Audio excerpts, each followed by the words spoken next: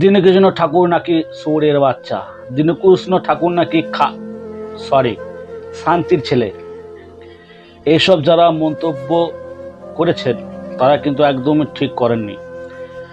আমিও একজন সনাতন হিন্দু ধর্মের ছেলে।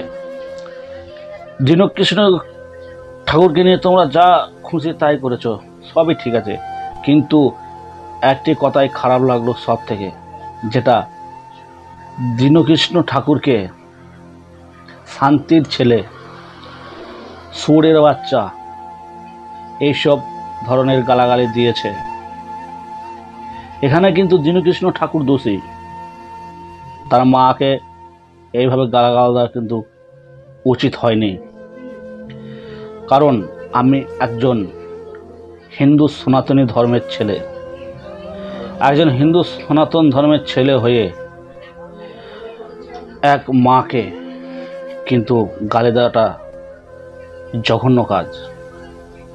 এক মায়ের সন্তান হয়ে আর এক মাকে গালি দেওয়াটা কিন্তু আমাদের শোভা পায় না। যে বা যারা এই গালাজ করেছ তার জন্য তোমরা ক্ষমা চেয়ে নিও। এখানে দোষী দীনকৃষ্ণ ঠাকুরকে তোমরা যা খুশি তাই বলো, কিন্তু তার মাকে টেনে নেও না। তার মা তো কোনো দোষ করেনি। দীনকৃষ্ণ ঠাকুরকে এর থেকে যদি তোমরা 2-4 আরও বেশি করে দিতে, সেটাও একটা ঠিক ছিল, কিন্তু তার মাকে টেনে নে, তার বাবাকে টেনে নে, এইভাবে গালাগাল দেওয়াটা করো না। আমি একজন হিন্দু সনাতন ধর্মের ছেলে হয়ে তোমাদেরকে কিন্তু এই কথাটা বলছি।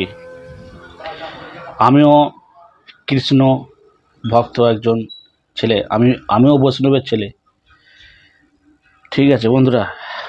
আর দীনকৃষ্ণ ঠাকুরকে একটা কথাই বলবো, তুমি দেবদেবীর নিন্দা না করে ভালো কীর্তন করো।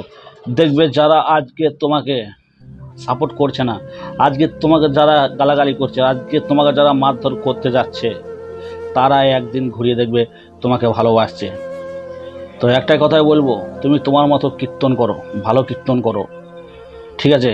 কোনো খারাপ ভাষায় কীর্তন করো না, কেউকে ছোট করো না। তুমি অনেক কথাই বলেছো, অনুকূল ঠাকুরকে নিয়ে নিন্দা করেছো, ভগবান শ্রীকৃষ্ণকে নিন্দা করেছো, আর এরকম নিন্দার কীর্তন তুমি করো না। এতে হয়তো জনতা তোমার ওপর আরও ক্ষুব্ধ হয়ে উঠবে। তুমি কীর্তনগুলো ভালো করে করো, দেখবে আজ যারা তোমাকে ঘৃণা করছে, গালাগালি করছে, তোমাকে একদিন তারাই ভালোবাসবে। আমার মনে হয় ঘোরকলি পড়ে গেছে, এবার পৃথিবীর ধ্বংসের দিকে আসছে। সেই জন্য হয়তো মানুষের এত মারামারি, এত কটু কথা ভগবানকে নিয়ে সদ্য কটু কথা। তাহলে আজকে কি দাঁড়াচ্ছে? এই ঘোরকলি এসে গেছে, সবার মৃত্যু অনিবার্য। তাই সবাইকে বলছি, তোমরা জেগে ওঠো, হিন্দু ধর্মটাকে বাঁচিয়ে তোলো। আর কিছু বলবো না বন্ধুরা, এবার তোমাদের ওপর নির্ভর করছে এই ভিডিওটা। তোমরা কমেন্ট করো, আমি কথাগুলো খারাপ বললাম না ভালো বললাম। যদি ভালো বলে থাকি একটা সুন্দর কমেন্ট করে দিও, আর যদি খারাপ বলে থাকি তাও একটু কমেন্ট করো। আর চ্যানেলে যারা নতুন তারা চ্যানেলটাকে সাবস্ক্রাইব করে দিও।